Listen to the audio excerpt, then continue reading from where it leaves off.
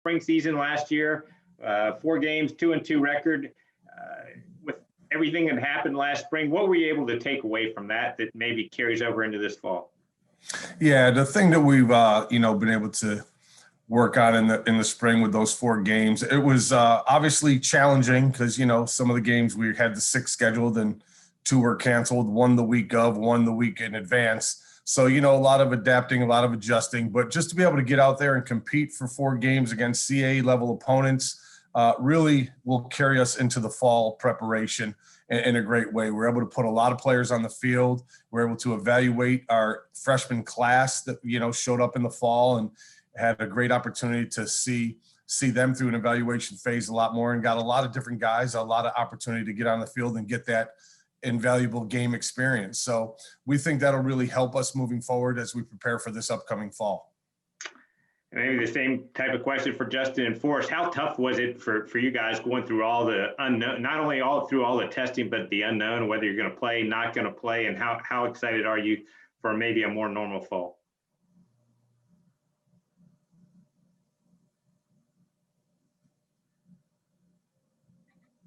It was definitely a day-by-day process, the spring with COVID, testing, games getting canceled and things of that nature.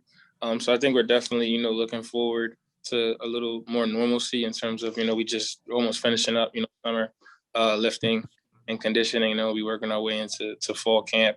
And I think we're all pretty much really excited, just for this, this season and be able to, put, all our hard work, into fruition. How about for you, Forrest? Yeah, I think we're just excited to get back to normalcy. It's been a definitely a weird year, but we have an older team, bringing a lot of guys back because of the COVID's extra year of eligibility, and I think we're ready to go. All right, your first questions this morning from David Melandro. Go ahead, Dave.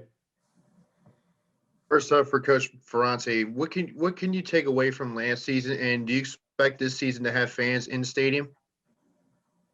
To my knowledge, at this point in time, I'm pretty sure we are expecting to have fans at regular capacity. I haven't been told anything different, so we're looking forward to that.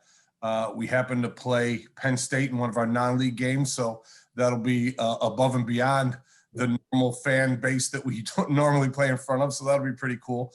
And again, same thing I just mentioned a second ago as far as what we were able to experience this last year.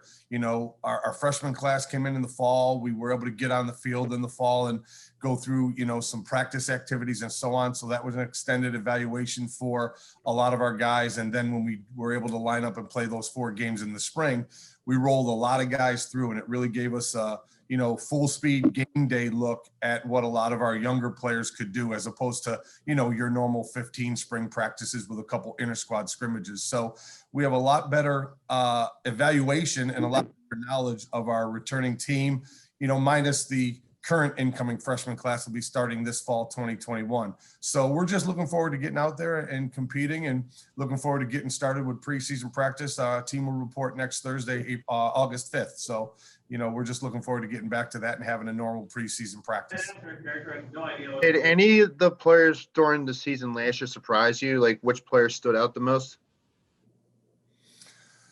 Oh, hard to say a surprise. I know when we had our first game at Stony Brook, Rajon Pringle, one of our young receivers, had a really good game. He was selected, player of the week that week. And, some people asked me that about him. Did that surprise you? And, having that been his second season with us, it wasn't a surprise because we saw some of the things he was doing in practice. So it was good to see him go out there and do it at a real game level. We have some young players, some of the freshmen, like I said, were able to get on the field and play quite a bit for us. Some of the guys in the back end in the secondary, some of the guys in the middle, the linebacker, Guy Ferguson, freshman linebacker, got on the field. Bell, Kimmel, a lot of guys were able to get out there and play and do some good things for us. So we're just looking forward to, like I said, getting our veterans back and letting them play, the bulk of the games, along with, having some much needed and added depth that we're able to establish through the spring competition. Final one for you, Coach. You mentioned about playing Penn State this year. Can you just talk about the experience going up to State College this year and playing in front of 107,000? Well, it's just always exciting. Our guys always look for that challenge. You know, we played Pittsburgh, Rutgers, Temple, teams like that in the past. We've never played in front of, you know, like you just mentioned, the first, second, or third largest stadium in college football. So it'll be awesome experience for our players. You know, it's our fourth game of the season, so we have a lot of other things to worry about prior to getting to that game. You know, we open up with Lehigh, so that's really going to be our focus as we head into preseason practice. But anytime you have an opportunity to play up and play an FBS team, I know our players are always up for that challenge. I know it's exciting, and I know our fans are excited and rallying behind it just because it is, you know, such an awesome in-state team as Penn State. And last one for me for the players, for Forrest and Justin, what can you take away from last season going into this season?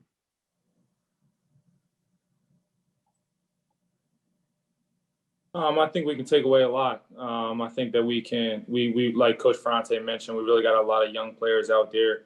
And so just learning and picking up the defense, in terms of me, I'm a defensive player. For the younger guys, it was a lot easier because a lot of guys learn while doing, instead of just on paper or on the board. So getting a lot of depth for this fall is going to be important because that's always key whenever we're trying to make whenever we're going deep into the season, depth is always key.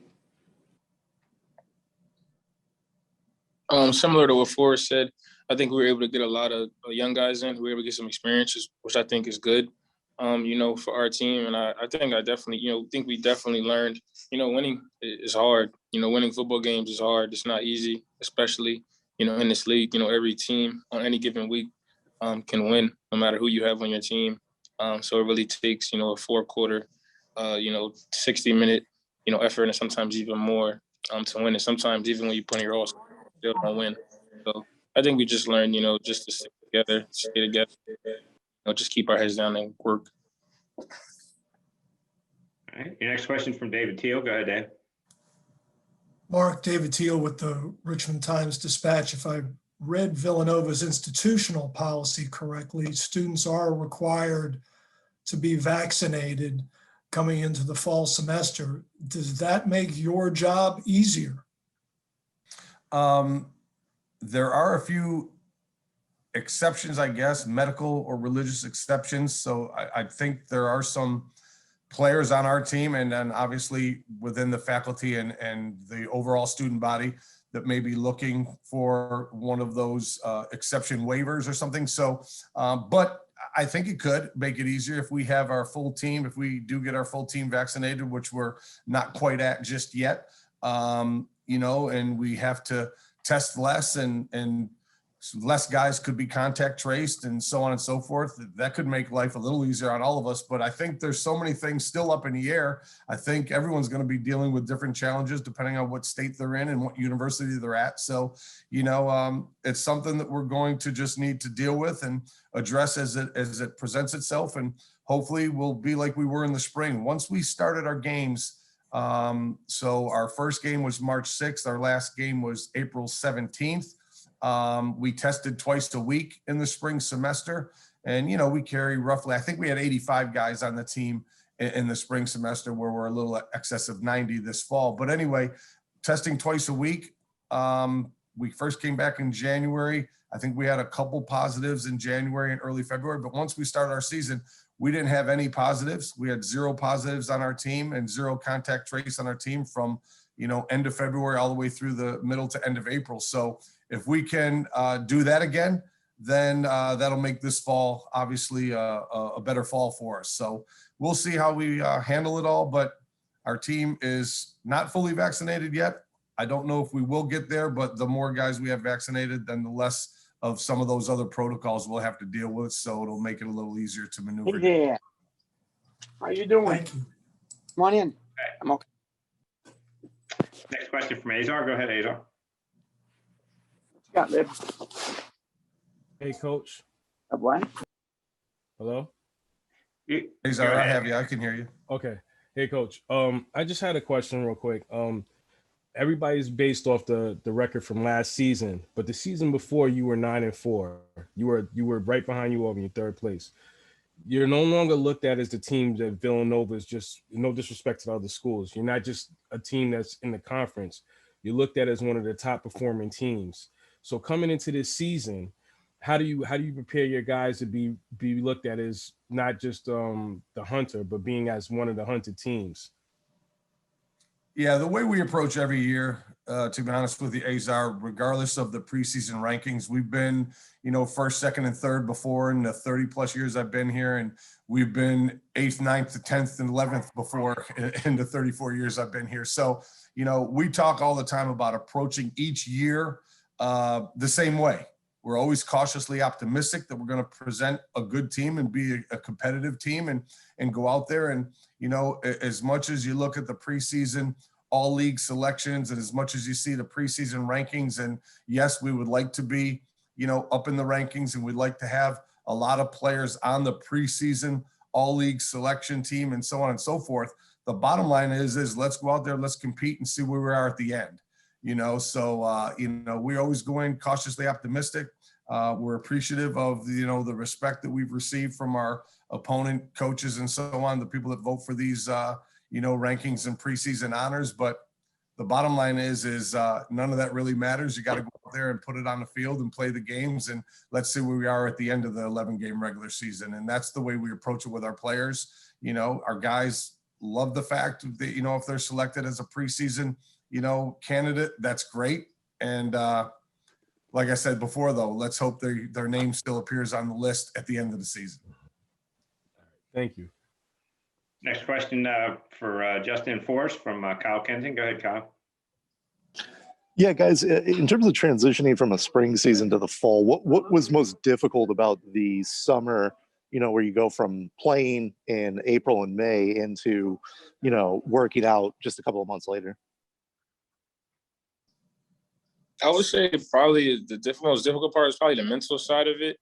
I mean, normally we'd probably be in spring ball and kind of off-season lifting and conditioning as opposed to playing a season. And then for some guys, it was a shorter break period. We got like maybe 2-3 weeks off before we came back in June, started training again. So I think that was probably the biggest challenge, just getting your mental right in terms of getting back into groundwork and building blocks, for the season as opposed to kind of going off into summer, leaving off spring ball. So I think that was the biggest side.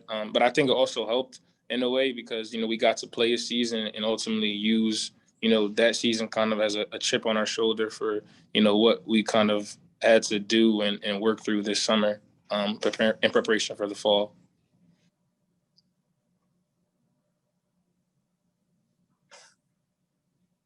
Yeah, I think Cub pretty much summed it up. But it's not that irregular that we will go from either spring ball or fall. If we're in fall, then we're going to go right into usually winter training like a week or two later. So it wasn't that irregular that we transitioned right from a season right into back to training. It's back to work no matter what happens. No matter if you won one game or if you won 13, it's back to work no matter what. All right, Mark, Justin, Forrest, thanks so much for taking time with us here this morning for our media day. Good luck with the start of camp, and certainly look forward to seeing you guys back on the field this fall. Thanks, Rob. Appreciate you having us. All right, thank you.